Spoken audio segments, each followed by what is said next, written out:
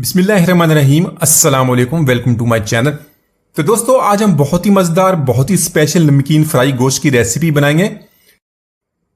इस स्पेशल में आप बहुत सारी रेसिपीज ट्राई करते हैं, लेकिन ये नमकीन फ्राई गोश्त की रेसिपी है बहुत ही नरम मुलायम, बहुत ही जूसी बनता है, बनाने में बहुत ही आसान है।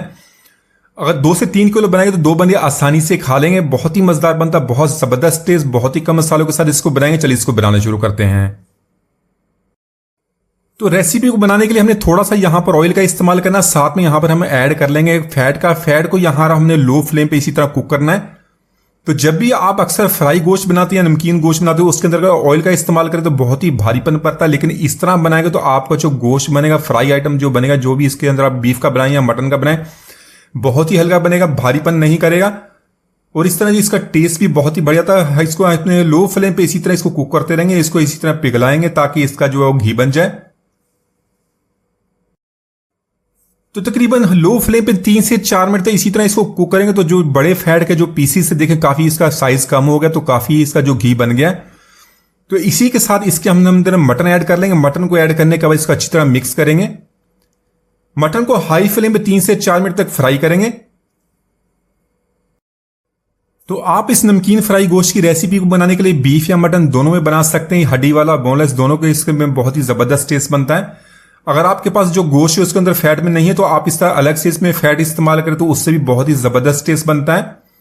हाई फ्लेम पे 3 से 4 मिनट तक इसको आप इतना फ्राई करेंगे ऐसा कलर चेंज हो जाए।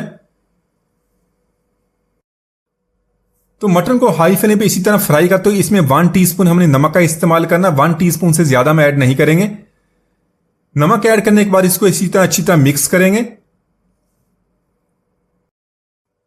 तो अक्सर लोग जब भी फ्राई गोश्त की रेसिपी या नमकीन गोश्त की रेसिपी बनाते हैं, इसकी स्मेल की वजह से अक्सर लोग इसको नहीं खाते, लेकिन आज की रेसिपी को बनाने का तरीका ऐसा है, इसमें से कोई भी स्मेल नहीं आएगी।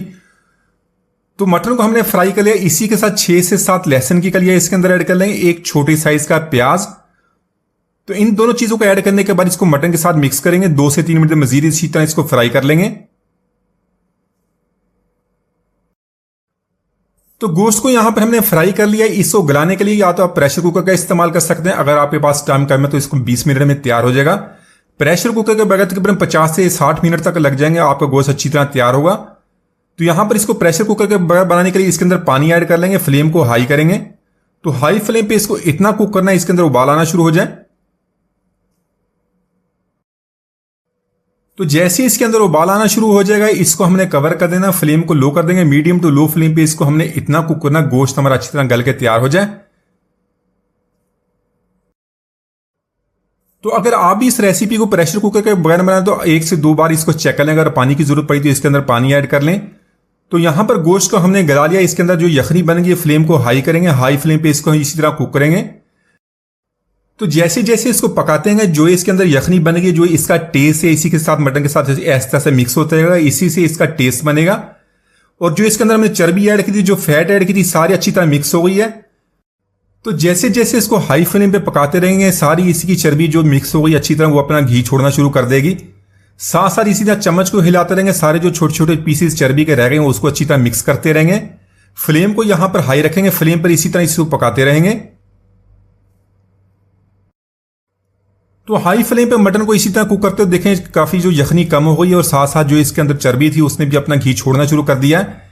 तो इसी के साथ इसमें 1/2 टीस्पून ऐड करें काली मिर्च। काली मिर्च को ताजा पीस लेंगे, उससे बहुत ही प्यारी खुशबू आएगी। साथ में ऐड करेंगे सब्ज मिर्च। सब्ज मिर्च एक मैंने खुशबू वाली ली है, उसको दरमियान में से कट लगाएंगे। तो ये दोनों चीजें ऐड करने के बाद इसी तरह से मीडियम फ्लेम पे इसको फ्राई करेंगे। तो आज की हमारी जो फ्राई गोश्त की रेसिपी है, इसके अंदर बहुत ही कम मसालों का इस्तेमाल होता है, लेकिन जो इसका टेस्ट है बहुत ही जबरदस्त बनता है। तो जैसे ही सारी यखनी जो इसके अंदर अच्छी तरह मिक्स हो गई, यखनी खत्म हो जाएगी, तो इसको हमने फ्राई करना है। 4 से 5 मिनट तक इसको बहुत अच्छी तरह फ्राई करेंगे।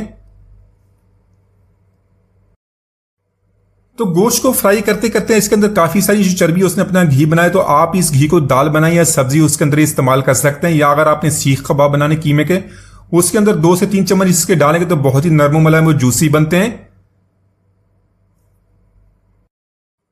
तो मटन को यहां पर हमने इतना फ्राई करना है इसके ऊपर अच्छा सा कलर आ जाए। मटन को हमने पहले गला लिया था, बस इसको फ्राई करने से अच्छा सा टेस्ट आएगा।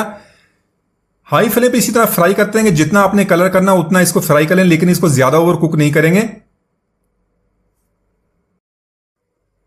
तो मटन को फ्राई करते हो जैसी अच्छी सी खुशबू आनी शुरू हो जाएगी और जो इसके अंदर अच्छा सा कलर आ जाएगा, तो इसको जो हमें चर्बी वाला घी है उसके अंदर निकाल लेंगे।